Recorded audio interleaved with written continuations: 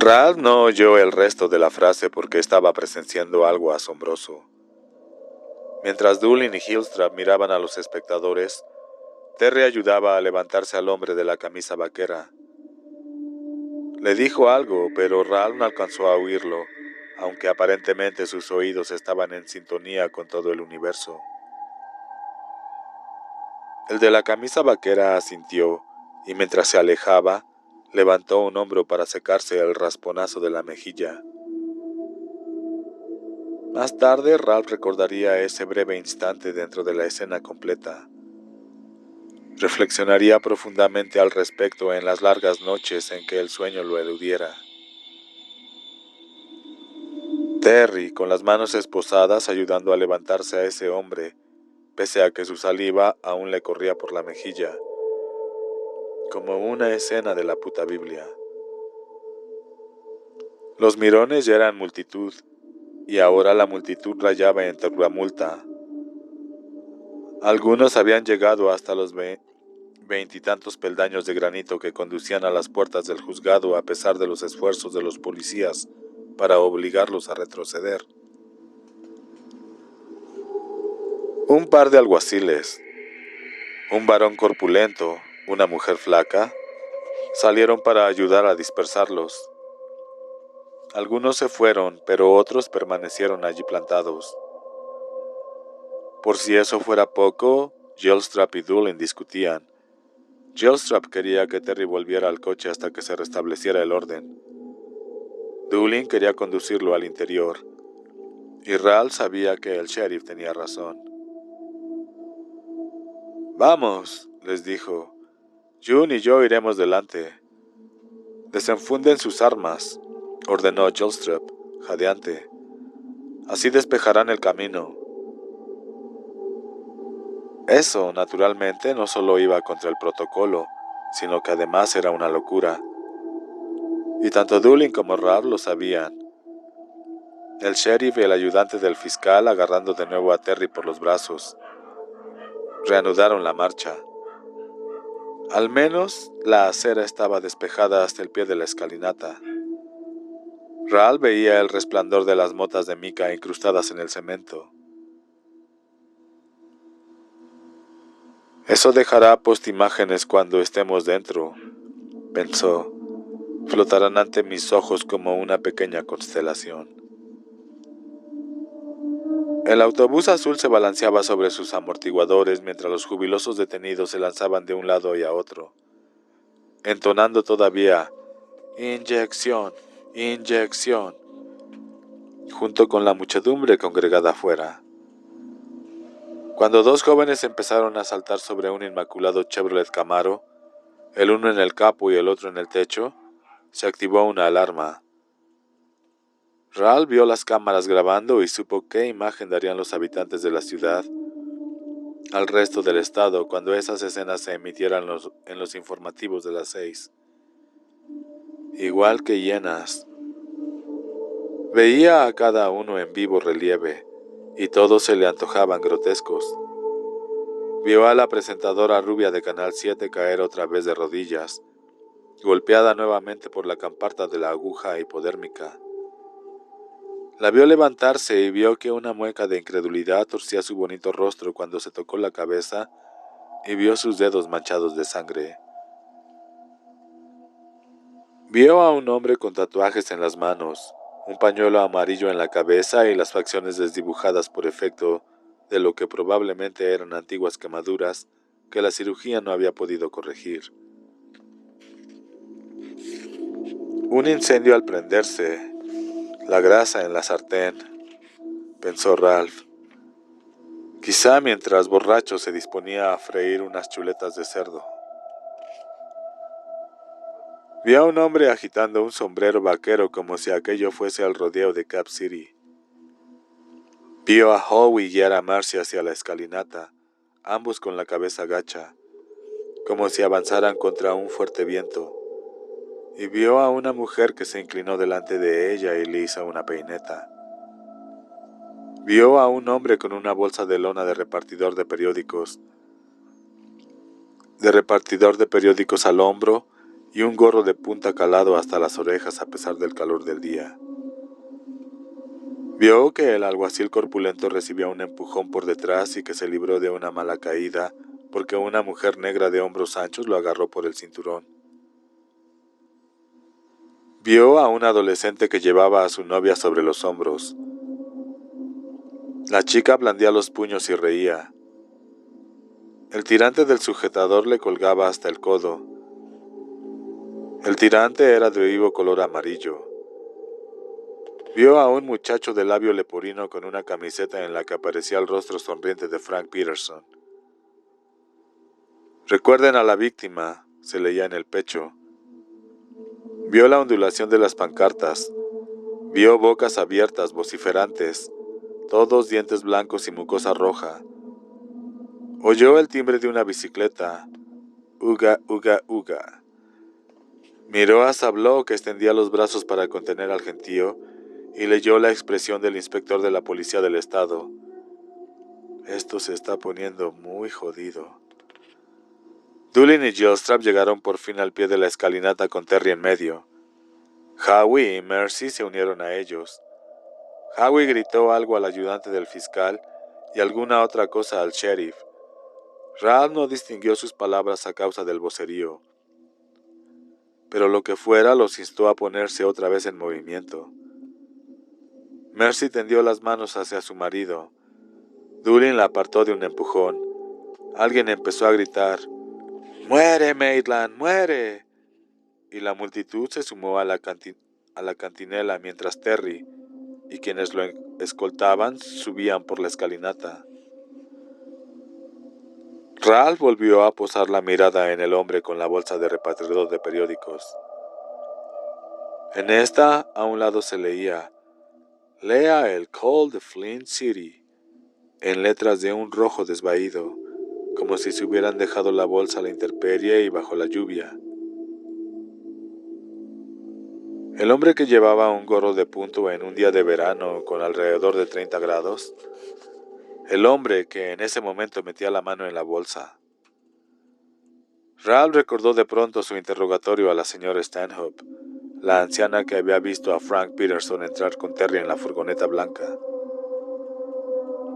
¿Estás segura que ese niño era Frank Peterson?, había preguntado él.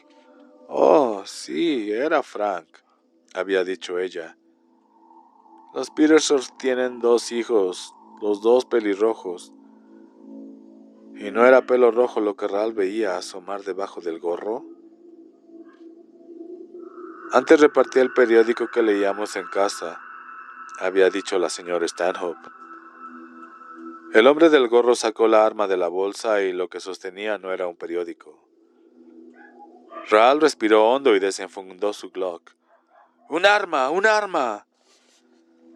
La gente alrededor de Olich y Joy se dispersó. El ayudante del fiscal Gilstrap tenía a Terry sujeto por un brazo, pero cuando vio el antiguo Colt de cañón largo lo soltó, se agachó y andando como un sapo retrocedió. El sheriff también soltó a Terry, pero para sacar su propia arma, o para intentarlo. Llevaba abrochada la tirilla de seguridad, y el arma permaneció en la funda. Ralph no disponía de un buen ángulo para disparar. La presentadora rubia de Canal 7, aún aturdida por el golpe en la cabeza, estaba casi delante de Ollie Peterson. Un hilo de sangre le corría por la mejilla izquierda. «¡Al suelo, señora! ¡Al suelo!», exclamó Sabló arrodillado. Empuñaba su propia Glock con la mano derecha y se sujetaba la muñeca con la izquierda. Terry tomó a su mujer por los antebrazos. La longitud de la cadena de las esposas apenas se lo permitió, y la empujó lejos, justo cuando Ollie disparaba por encima del hombro de la presentadora rubia. Ella profirió un grito y se llevó la mano al oído, sin duda ensordecida. La bala alcanzó a Terry en la cabeza, abriéndole un surco a un lado y levantándole el pelo. Una lluvia de sangre roció el traje que Mercy había planchado con tanto esmero. No te bastó con mi hermano. Tuviste que matar también a mi madre, exclamó Ollie y volvió a disparar. Esta vez dio al Camaro aparcado en la otra acera. Los jóvenes que habían estado bailando encima chillaron y bajaron de un salto para ponerse a cubierto. Sablo subió las zancadas por la escalinata, agarró a la periodista rubia, la obligó a echarse cuerpo a tierra y se colocó sobre ella. ¡Ralph! ¡Ralph! ¡Ahora!, gritó. Ralph tenía ya un buen ángulo de tiro, pero justo cuando apretaba el gatillo, uno de los espectadores en su huida chocó con él. En lugar de alcanzar a Ollie, la bala dio en una cámara de televisión y la hizo añicos. El operario la soltó y retrocedió tambaleante, tapándose la cara con las manos. La sangre corrió entre sus dedos. ¡Cabrón!, gritó Ollie. ¡Asesino! Disparó por tercera vez. Terry soltó un gemido y dio unos pasos atrás. Se llevó las manos esposadas al mentón, como si lo hubiera asaltado un pensamiento que requería profunda reflexión. Marcy se abalanzó hacia él y lo abrazó por la cintura. Doolin seguía forcejeando con la culata en su automática reglamentaria, inmovilizada aún por la tirilla. Gilstrap corría, y el faldón rajado de su horrible americana de cuadros flameaba a su espalda. Ralph apuntó con cuidado y disparó de nuevo. Esta vez nadie lo empujó, y la frente del muchacho se hundió como si hubiera recibido un martillazo. Los ojos se le salieron de las órbitas, la típica expresión de sorpresa de los dibujos animados, cuando la bala de 9 milímetros le reventó los sesos. Le fallaron las rodillas, cayó sobre su bolsa de repartidor de periódicos y el revólver resbaló de sus dedos, y descendió ruidosamente 2 o 3 peldaños hasta quedar inmóvil. Ya podemos subir, pensó Ralph, todavía en postura de tirador. Fin del problema, camino despejado. Salvo que el grito de Mercy. ¡Que alguien lo ayude, Dios mío! ¡Que alguien ayude a mi marido, por favor! Le indicó que no existía ya razón alguna para subir. Ni ese día, ni quizá nunca más. 4. La primera bala de Ollie Peterson solo había abierto un surco en un lado de la cabeza de Terry Mayland. Una herida muy aparatosa pero superficial, que le dejaría una cicatriz y una historia que contar. La tercera, en cambio, le había traspasado la chaqueta y el lado izquierdo del pecho, y debajo la camisa empezaba a teñirse de morado conforme se propagaba la sangre. Habría dado en el chaleco si no se hubiese negado a ponérselo, pensó Ralph.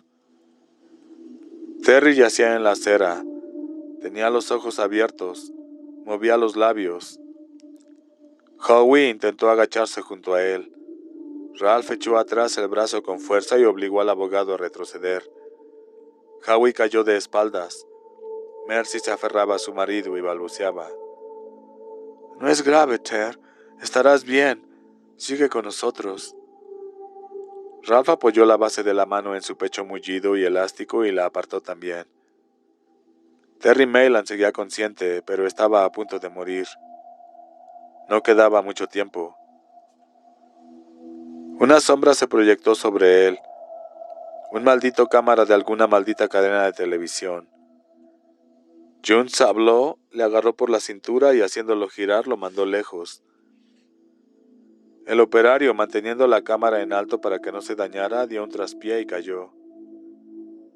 Terry, dijo Ralph. Veía caer las gotas de sudor de su frente en el rostro de Terry, donde se mezclaban con la sangre de la herida de la cabeza. Terry, vas a morir, ¿me entiendes? Te ha dado y te ha dado de pleno. Vas a morir. No, chilló Marcy. No puede morir. Las niñas lo necesitan. No puede morir. Intentaba llegar a él y esta vez fue Alec Pili, pálido y circunspecto quien se lo impidió. Howie estaba de rodillas, pero ya no trató de inmiscuirse.